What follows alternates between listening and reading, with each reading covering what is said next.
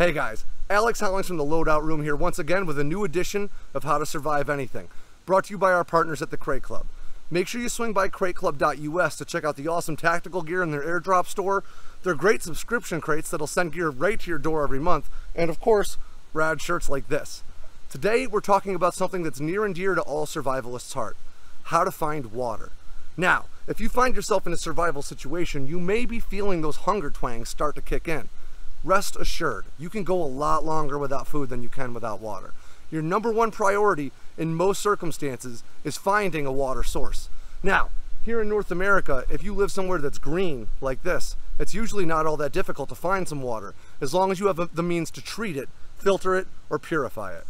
The first thing that you want to do is look for some high ground. Get up someplace high and look at your environment. You may well see a water source right there. You also may see a way to get yourself out of trouble. The second step is going to be listen for sounds of running water. Sometimes it really is just that easy.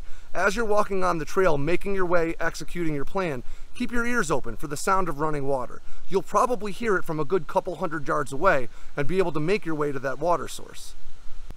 Next, look for signs of animal tracks converging on trails.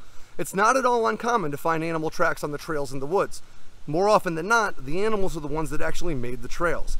Look for situations where different types of animals have been converging. That's almost always a solid indicator that you're close to a source of water. These animals need to drink water just like you do, so where they drink, you can drink. Now, this one does suck, but use mosquitoes and other really annoying insects as a guide to help you find bodies of water.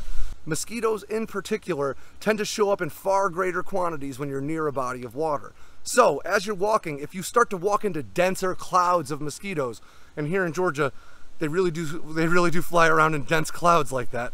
When you find those denser clouds of mosquitoes, it is a sure thing that you must be near a water source. Unfortunately, mosquitoes tend to prefer standing water, which also happens to be stagnant, which is not your best option. But in a survival situation, some water is always better than no water at all. Now, if you're in a real jam and you haven't been able to find any running water, the next best thing that you can do is find mud. If you dig down into the mud a little ways, you'll start to see the water pooling down in the bottom of the hole that you've dug. You can use tools, even your bare hands, depending on how loose the mud is. Once you find that water pooling, scoop it out using your canteen, a cup, or whatever you can. But remember, just like all of the water sources that we've talked about on this list, it all should be purified, treated, or boiled before you drink it. Now remember, just about every water source that we talked about today will need to be treated, purified, filtered, or boiled before it's potable enough to drink. Except for maybe the rain that's starting to come down right now. Make sure you treat your water before you drink it, and you're going to be all right. Until next time, I'm Alex Hollings. Thanks for stopping by.